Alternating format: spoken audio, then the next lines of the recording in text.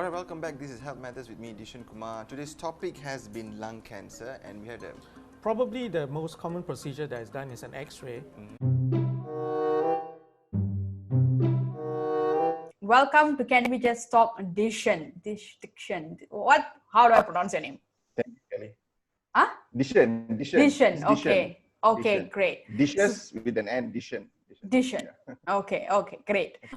So the first thing that really interested me was when you told me that you are actually a journalist, and that is something that I journalist is a profession that I respect a lot. In fact, actually, when I was young, I wanted to be a writer. I wanted to do mass communication. So, however, I did not have the grades to get into mass communications. So, because my maths and science all cannot make it. And then, but one of the other things that I was attracted to was journalism, which is also mass communication, right? At the start, where you said that I'm actually a full-time journalist, Okay. I actually joined a cable TV company here in Malaysia as an engineer. In 2016, I joined as an engineer, and a year later, I joined as a broadcast engineer. So broadcast engineers, we do a lot of technical stuff for the TV station and things like that. So my news channel, a year later, was looking for people to be in front of the TV, to present and things like that. So I previously, when I studied, I had a public speaking, debating type of emceeing type of experience. Yeah. So when this opportunity presented itself, I was like, oh, let me go and try. And I tried and I started doing things for TV. So early last year, after doing a lot of things for TV and we had the elections in Malaysia and things like that, they said, we are looking for people to do a program and let's see what idea do you have? Yeah. Or what content do you want to do? So I approached my CEO at that time and told him, me and my editor, my mentor, we approached him and we discussed and said that we want to do a show on health. Okay. And I will be the one anchoring the show and things like that. So early last year, I started doing a show called Health Matters, and that has been going on until today. So, but interestingly, I still have my engineering job, but I kind of have like two jobs at the moment. So unfortunately, just one salary only. But how is the show's response been? The show is, because in Malaysia, that's the thing. TV station in Malaysia, we are a private TV station entity in Malaysia, cable TV. So news is consumed in a very, very different, it has changed the way people consume news. Last time it was newspapers when we were young. Now it's newspapers, TV, then there's social media and things like that. So the response has been good. So far, what they said, the response has been good, but I think it should be much, much more. And I think that there needs to be a push for digital content, and it needs to be a push for on social media as well. So for the second season, which I'm going to start in a few months, I'm planning to push for more digital content bits. People, because my show is half an hour, people don't sit down and watch a show for half an hour anymore.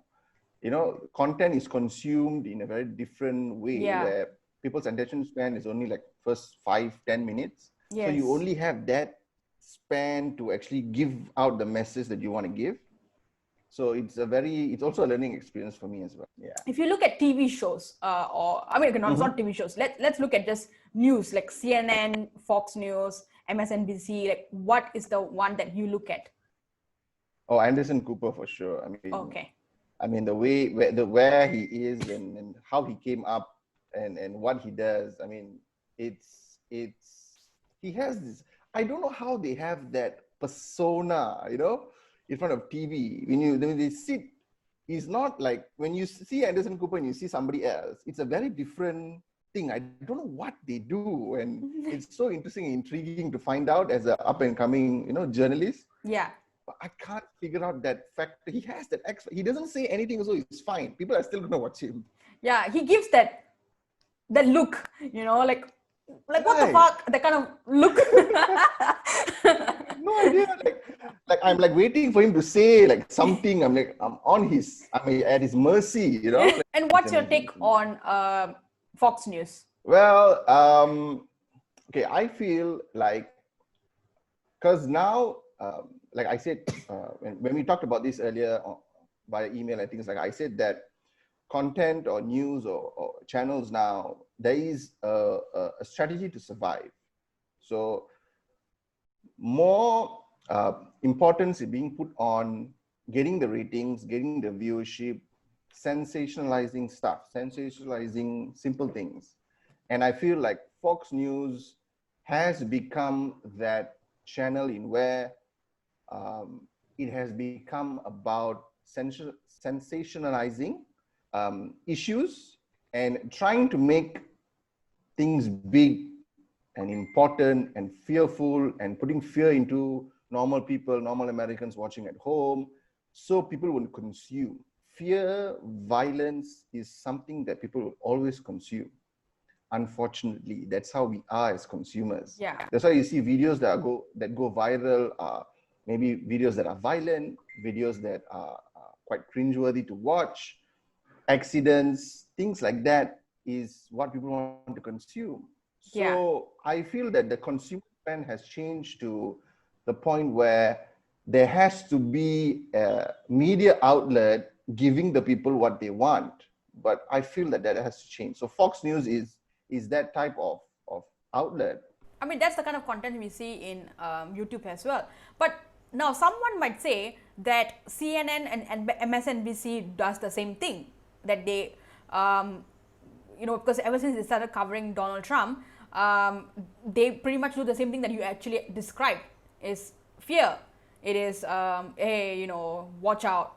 Sorry, so I just want to comment on what you said about how he has changed CNN before to now.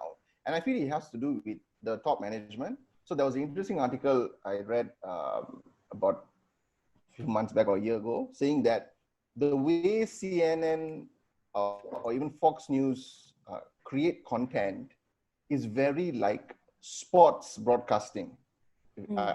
So if you see like an ESPN, because you have to watch like ESPN American football and just try to compare the way they put out the title. It's all bold, it's headlines, it's scrollers, and then they have a countdown clock.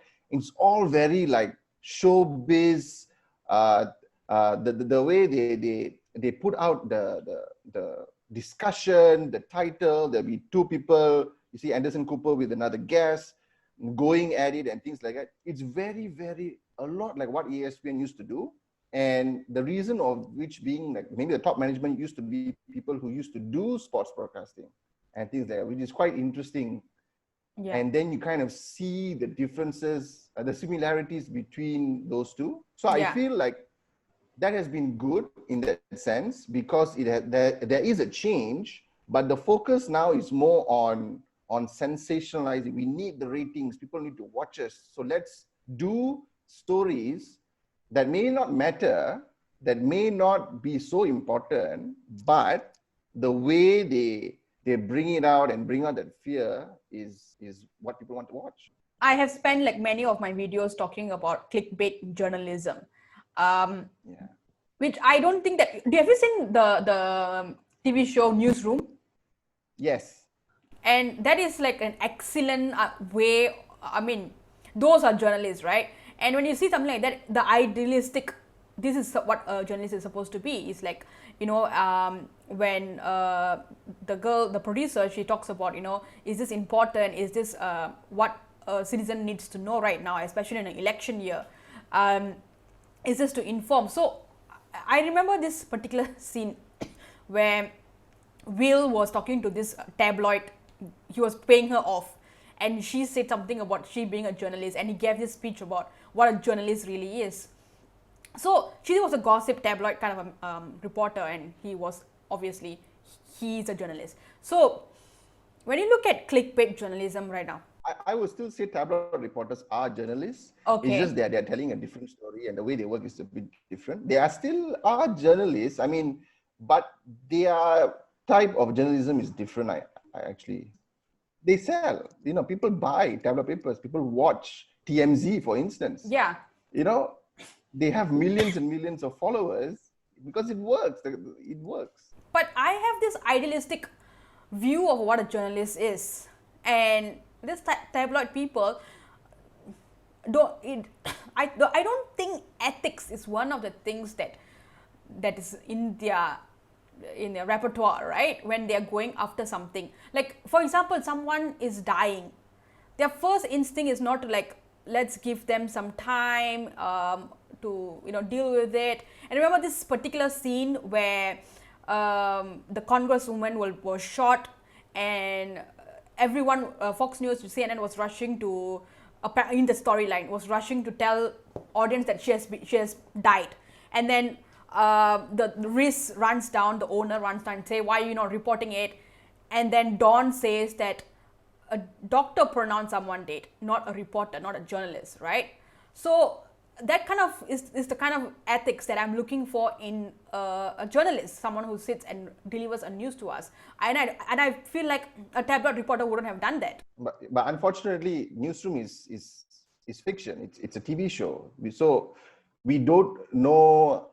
I don't know how CNN works. I've never been to the newsroom, but from what I can experience from my own where I work and how they do things, it's about getting the views, because that's how you survive as a TV station. You don't get the views and you do good reporting, TV stations close, unfortunately. So there has to be, I guess, a balance, because we would all love the perfect world in where everybody consumes news. They go after good journalism. They go after very hardcore stories who they've done their research, and there's such a good angle to it. There are stories out there, but if you compare it to, I don't know, like a video on violence or video on that video on the church shooting, on the mosque shooting, on Facebook, the guy streamed it live, right? Yeah,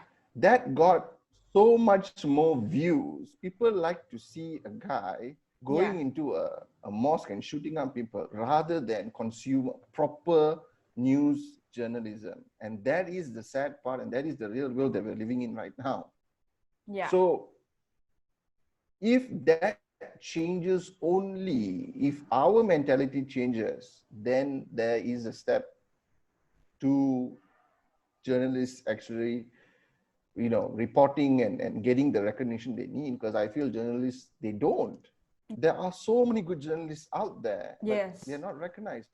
Yeah. And that's And sad thing. I think like movies like The Spotlight, The Post, like both of these movies really highlight how it works and the hard work it takes to track down a story. And it's never about, it's like, like in Spotlight, when the director, he says that, or the editor, he says that go after the system and not just one individual. Like, so, but you have to take the time to go after the system. So all this journalism is such an idealistic thing. It's something that that's what I wanted to be. And then now what people do, it's very disappointing, but like what you said, it's what like, gets you the views. It's like the movie, I don't know whether you watched the movie Nightcrawler, Jake Gyllenhaal? No, where he's a tabloid. So Nightcrawler is basically, he is a stringer. So stringers are people who bring in the news to newsrooms and things like that. So they work on an ad hoc basis. He doesn't, if he sees a murder, he doesn't call the police. He gets the visuals, then he calls the police. Oh. And that's what sells. And that's what the newsroom wants. Oh. And they push him towards. So he becomes this kind of psycho that only wants that shot of someone dying rather than actually helping the person. Oh, sounds like something so, like our modern society, where people would rather film something and put it on Facebook. Look at what just happened. This grandmother just fall down, rather than actually giving the hand and helping her up. So I think that reflects, what was it, like a very old movie or what? Nightcrawler, I think 2016. Oh, that's kind of new. Okay, yeah. Well, something for me to watch later. Watch later, exactly. Check it out. It's really good. The whole point, because you see Spotlight and you see The Post. Yeah. That the movies are showing journalists as the messengers of truth. Yeah. Okay. Technically, we are the messengers of truth. You have facts, we report facts, people have to accept facts. But then what happens is, what happens today in today's society, especially in American news media agencies, they do is using that facts, they want to create emotion.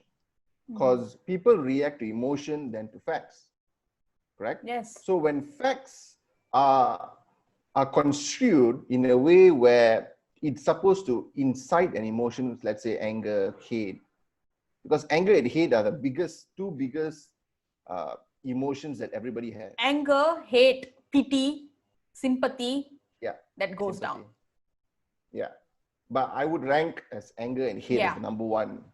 You know, Yes. that people feel so intensely angry or so intensely mad at something. Yes. And people remember that. Yes. You might remember sympathy. Yeah. You might remember being pitiful of someone, but you're angry with someone, you will definitely won't forget ever. Yeah, that's why there's this saying, So, there's a keeping a grudge. We don't know when we are all keeping a grudge. Exactly. So that they want to incite that in order to get the views, in order to get people loyal, watching. Let's say 8 o'clock prime time is the news. They want everybody to sit in front of the TVs at 8 o'clock prime time and watch. Yeah. And that way has changed, and people don't do that. I just get my news from my phone. So that has translated into people consuming media differently, but people you still need that prime time slot. You still need people sitting there. So that's when our news becomes all this sensationalized fighting and shouting and screaming and gory photos, which they blur out, but it's a gory photo, you know? Yeah. You don't have to show the gory know photo. what you're about to, like what you're trying to say. Yeah. Exactly. So it becomes like that because first of all, it's a survival thing. Second of all, it's about the ratings. Third is we consume media very differently now, but TV stations still are around, and Fox News, CNN, they're still around. People still their main source is people watching TV. Yeah. And that is going to change the next 10, 15 years. And we might have a very different conversation in the next 10, 15 years about how people consume.